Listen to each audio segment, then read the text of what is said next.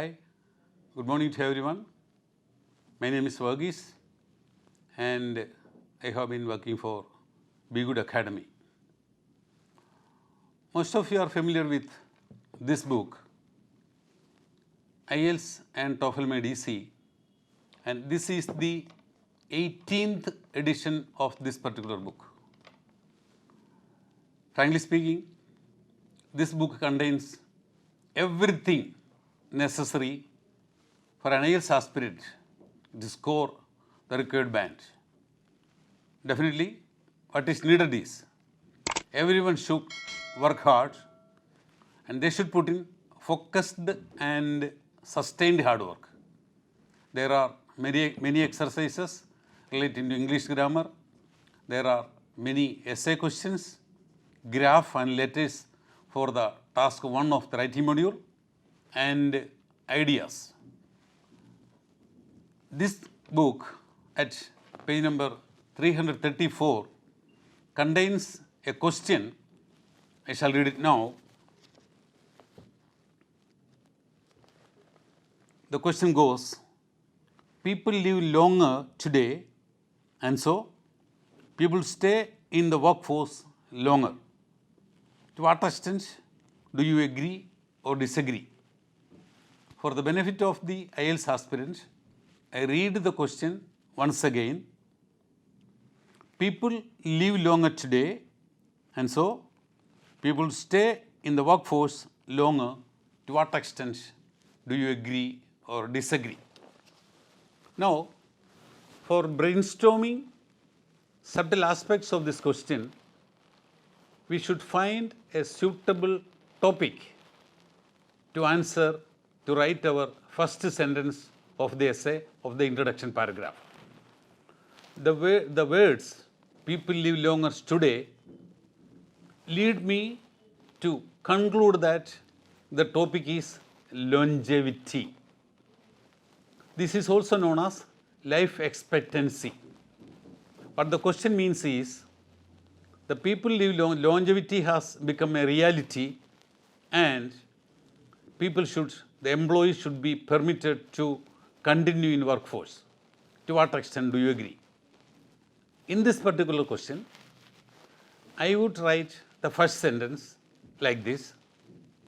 Thanks to advancements in Medicare facilities and health conscious citizens, longevity has become a reality. Now, I will rephrase the question, and third sentence of my introduction paragraph would be, this essay fully agrees with the proposition and my stand will be enumerated in the undermentioned paragraphs.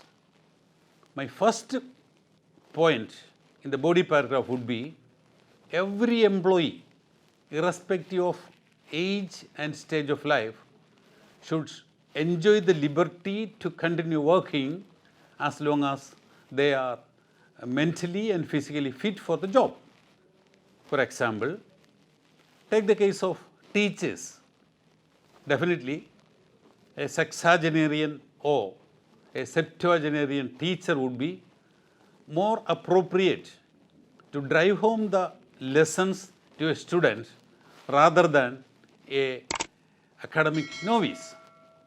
To elaborate, a young person, young man or young woman who has just completed their B.Ed or even M.Ed would not be that suitable, would not be that practical, would not be that ideal to teach students the nuances of language or the nuances of mathematics, general science, political science, whatever it may be. So, definitely the profession of teacher can continue as long as the teacher is, the mentor is physically and mentally fit. In my second body paragraph, I would again articulate that depending upon the profession, the job of the employee, they should again be allowed to continue working, and age should not be a bar to prohibit them from stopping work. Another example is, the profession of lawyer. You can see in many courts in our country, even abroad, many octogenarians who are above 80, they have been functioning as very effective, very productive, and better advocates for many criminals. As age advances, their experience also gain, and they become more apt, they become more aware of the rules and regulations, and even they have the capacity to quote from very old, maybe 50 or 75 years old judgments from reputed international courts or courts from other countries. Again, this cements my point that for lawyers who are barristers, they would be able to argue in favor of their clients, and age should not be a barrier for them not to work. Since this is a to what extent do you agree question, in my body paragraph, I would definitely say that, admittedly, allowing many aged people, the elderly, to continue in work would cause unemployment to the youth.